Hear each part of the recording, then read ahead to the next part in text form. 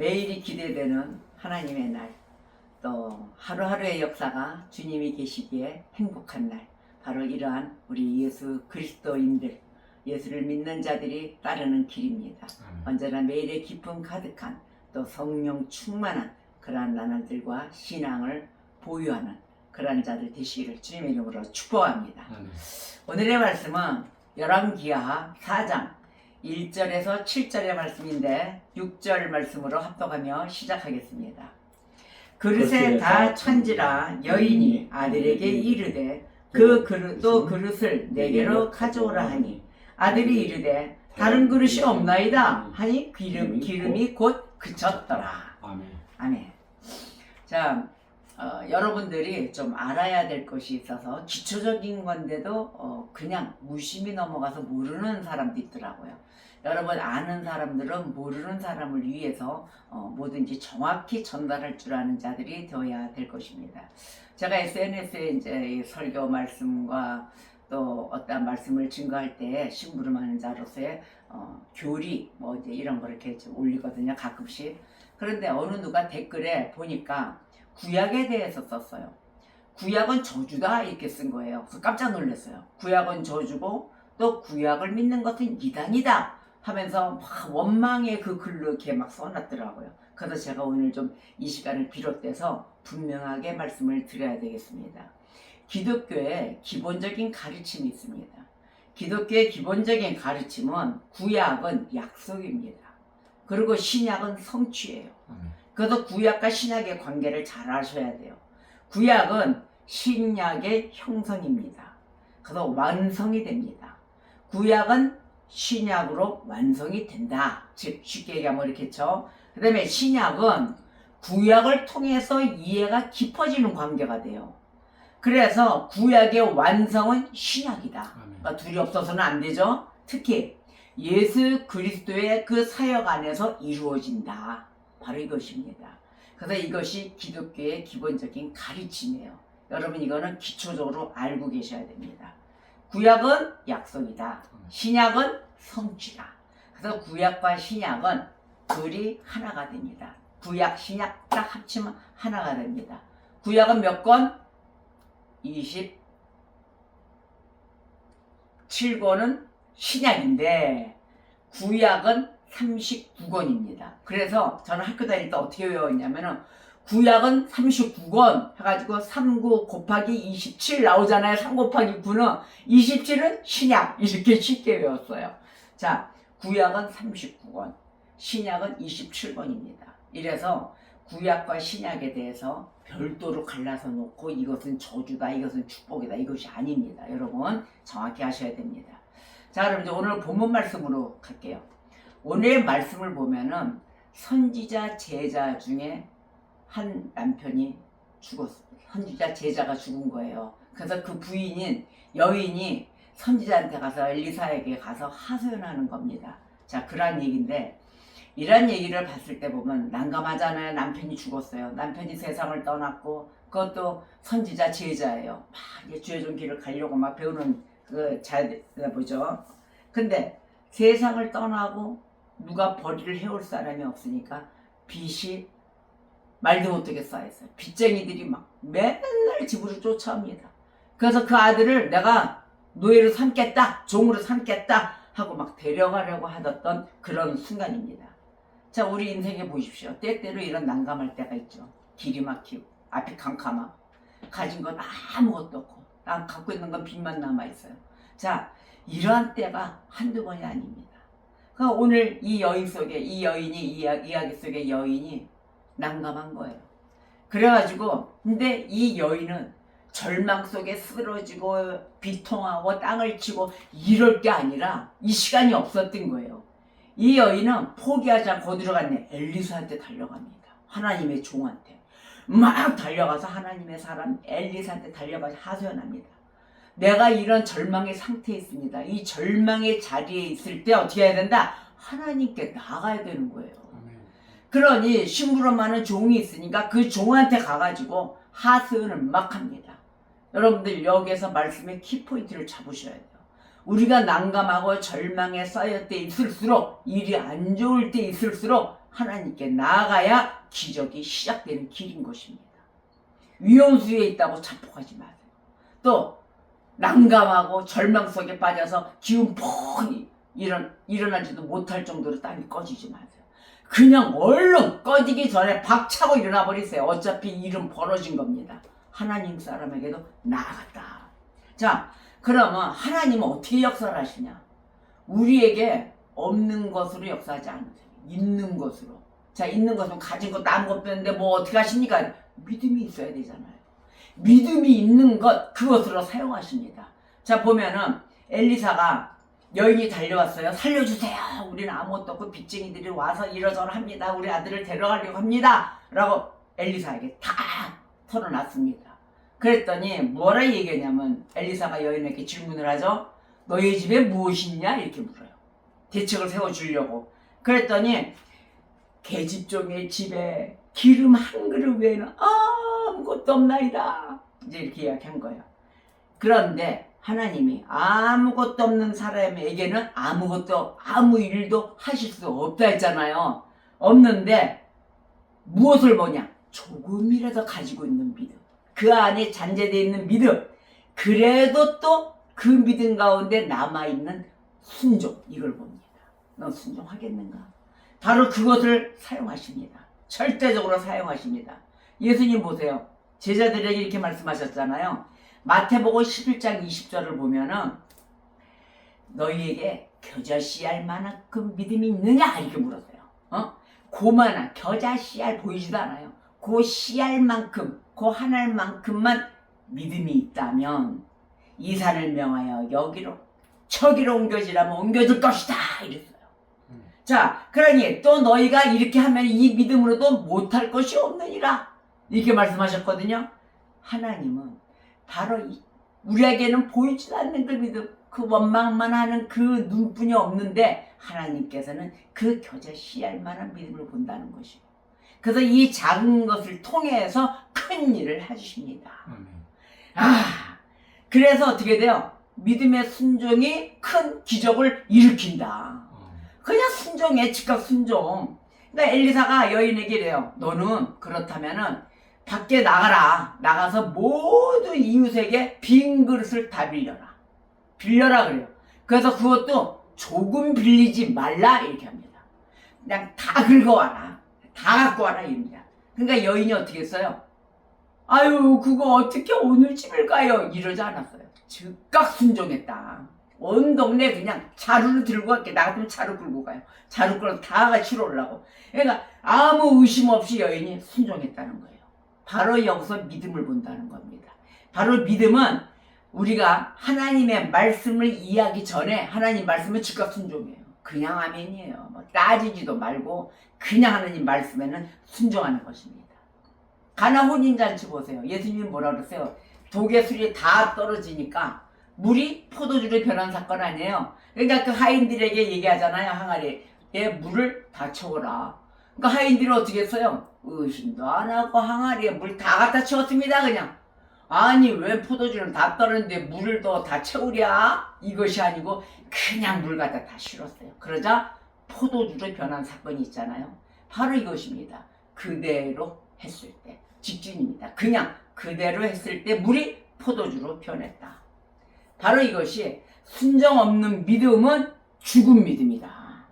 반대로 순정하는 믿음은 뭐예요? 언제나 기적을 낳는다.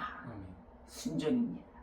그래서 하나님은 이 믿음의 그릇만큼 채워주십니다. 명심하시겠죠? 하나님은 어떻게 한다? 믿음의 그릇만큼 채워주신다. 그래서 엘리사가 조금 빌리지 마라 이런 거예요. 엘리사는 알고 있었던 거예요. 하나님 다 채워주신다는 것을. 그래서 바로 이 말 조금 빌리지 마라. 바로 믿음의 기대를 크게 가져라. 너희들 쪼잔하게 갖지 말고. 그래서 여인이 이 그릇을 다 갖고 와서 기름이 채워지잖아요. 채워졌을 때 여인이 기름을 채울 때마다 기름이 멈추지 않았다. 계속 여인하고 아들을 다 채워진 거예요. 그러니까 아들이 엄마 이제 그릇이 없습니다. 그러자 기름이 곧 그쳤더라. 바로 오늘 본문 말씀이에요. 6절을 읽었죠. 바로 6절에 기름이 곧 그쳤더라. 이제 기름이 없어요. 다 찼어요. 하니까. 자, 그러면 하나님의 공급은 언제 멈출까요? 우리가 궁금하지 않습니까? 하나님의 공급은 언제 멈출까? 그것은 우리가 그릇을 내어놓지 않을 때, 바로 그때입니다. 그때 멈춥니다. 우리의 믿음의 크기가 하나님의 역사의 크기를 결정합니다. 자, 그렇다면은 누가복음 6장 38절을 보니까 주라 그랬어요. 너희들 줘라. 그렇게 하면 너희에게 줄 것이다. 너희들도 비우면 내가 채워줄 것이다 이 소리예요. 곧 그것도 후히 되어 누르고 흔들고 넘치도록 준다 했어요. 아멘. 너희에게 안겨주리라. 그것도 그냥 너 걸로 남의 거 막 이것도 아니고 네 거다 이거 전부 다 꾹꾹 눌러도 넘치고 너희가 헤아리는 그 헤아림으로 너희도 헤아림을 도로 받을 것이니라. 아멘. 여러분 이 말씀에서 느낀 거 없으십니까? 선교하실 때 아까워하지 마세요. 또 뭐 이상한 그 다 떨어지고 쓰고 남은 거 이런 거 하지 마세요. 새 거 좋은 걸로 하세요. 하나님은 좋은 걸로 우리한테 완품으로 주십니다. 그것도 완제품의 명품으로 주십니다. 최고 좋은 걸로 이거 긁힌 자국 하나 없이 주십니다. 새 걸로. 그런데 우리는 하나님 앞에 새 거를 받으면서 남한테 줄 때는 내가 쓰다 남은 거 좀 중고된 거 오래된 거 안 쓰니까 아이 버리느니 선교하자 이러지 마세요. 새 것으로 뭐든지 좋은 것으로. 왜? 주님이 후히 주시니까요. 다 갚아주신다고 합니다. 그래서 하나님은 인색하지 않으신 우리 아버지 하나님인데 우리가 인색해서야 되겠습니까? 하나님은 절대 인색하지 않으십니다. 어떤 분? 넘치도록 채워주시는 분이십니다. 아멘. 그래서 하나님은 이 넘치도록 채우시는 그 손길이 우리의 미래까지도 책임을 지세요. 오늘 말씀을 보니까 기름이 다 찼잖아요. 이 다 차고 난 후에 이 여인은 엘리사에게 이야기합니다. 기름 다 찼어요. 그런데 엘리사가 뭐랬는지 아십니까? 이거 하나님의 심부름자잖아요. 하나님의 심부름자가 7절에 이렇게 얘기해요. 그 기름을 팔아서 빚을 갚아라. 빚 갚고 남은 것은 나 줘라 내가 갖고 갈 테니까 이랬어요? 그게 아니잖아요. 남은 것은 너와 너의 두 아들이 생활하라. 미래까지 다 두 아들과 살아갈 것까지 다 책임져 주셨어요. 바로 이것이에요. 뺏어가지 않습니다. 그래서 하나님의 은혜는 단순히 뭐 당장 문제 해결 이걸로 끝나는 게 아니에요. 그렇게 안 끝나고 우리의 삶 전체를 새롭게 세워주십니다. 앞으로의 계획도 하나님 다 알고 계세요. 그래서 뭐 당장 급한 것만 해결해. 앞으로까지 해결이 다 돼 있어요. 우리는 잘못된 길에서 하나님의 역사 앞에 깨우침을 받잖아요. 그럼 앞으로의 계획에 두 번 다시는 이 잘못된 이 행동을 안 한다라고 우리는 믿음이 생겨요. 그리고 하나님 앞에 회개를 합니다. 절대 안 하겠습니다. 바로 이러면서 하나님도 우리에 대한 계획이 다 세워져 있다는 것입니다. 사도 바울이 이렇게 이야기했어요. 빌립보서 4장 19절에 나의 하나님이 그리스도 예수 안에서 영광 가운데 그 풍성한 대로 너희 모든 쓸 것을 채우시리라. 아멘.